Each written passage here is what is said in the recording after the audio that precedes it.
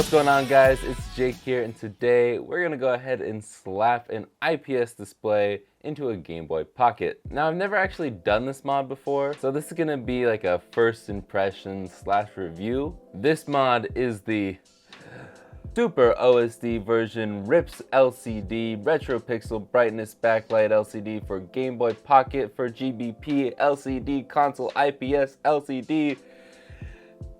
Oh my god.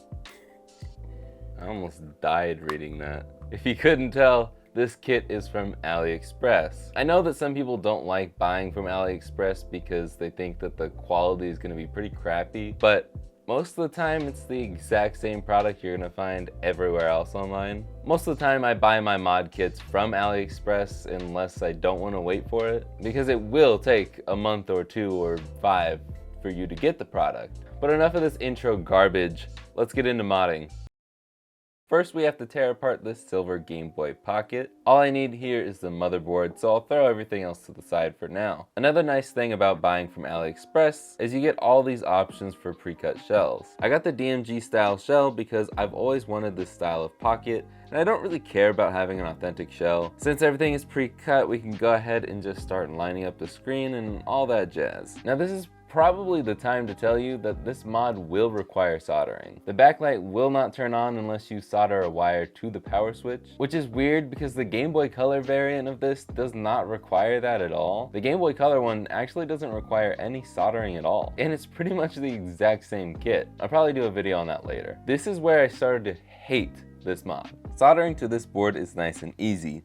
Just your regular soldering of wires to little circles. But soldering for the A, B, and select buttons was just painful. I've never had to do any soldering like this before. They're just holes in the motherboard. There's no ring around the hole for the solder to cling to like when you do speakers. I had to just sit there and try for 40 minutes until somehow I got solder to stick. Even with flux, nothing would help make it easier. I should say that soldering these points isn't necessary. I had to do this because I'm a YouTuber and I would get a bunch of mean comments if I didn't. But once I thought I had everything soldered, I gave all the wires a tug and they didn't come out, so I assumed everything was fine and dandy. I started reassembling the Game Boy and made sure to put the touch sensors on the edges of the shell.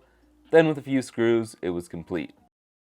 I love my Game Boy Pocket, and I'm so glad I have a mod for it. That being said, I don't really recommend this product. I don't know if there are any other mod kits out there that are any better than this, but I would do some shopping around. Look at other people's reviews, see how other people did with this and other mods, and then make your choice. I wouldn't just go ahead and pull the trigger on this one. Why? Because the soldering I spent 40 minutes on didn't even work at first. The reason you do the soldering is so you can move the screen around if you didn't line up the screen perfectly.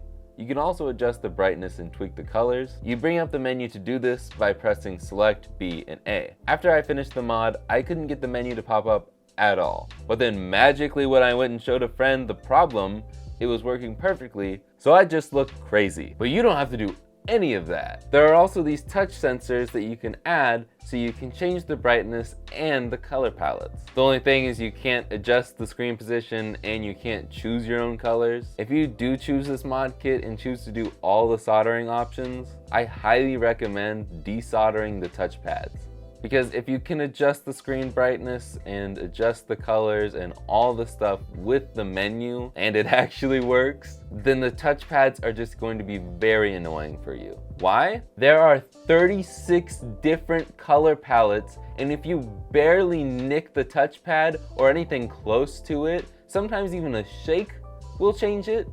You have to circle through all 36 color palettes just to get back to the one you were on. And if you're not on number 1, good luck remembering which one you were on, because sometimes the number doesn't even show up because it'll blend in with whatever game you're playing. And same thing with the brightness, you'll barely nick it and then it'll go from peak brightness all the way to dark and you're like, okay, how many brightness levels were there? Well, there's 20 on the on-screen menu, but then there's only 10 options on the touchpad. It's just really annoying. Overall, I love this thing. I just hated the process and the touchpads are really annoying. But my recommendation is get rid of those touchpads and get ready to be aggravated by the soldering. This kit cost me $51.96 in USD because I live in the great state of Oregon where there is no sales tax and we do American dollars. But that's on top of the $60 I spent just buying the Game Boy Pocket. Sheesh! But that's gonna be it for this video. If you guys enjoyed this, listen to Brittany. Let me know in the comments down below what you thought of this mod. Are you gonna do it? Have you done it before?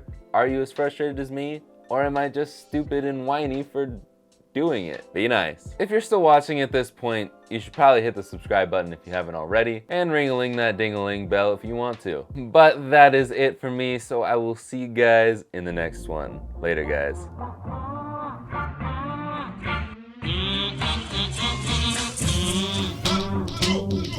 Soldering, soldering, soldering, soldering, soldering.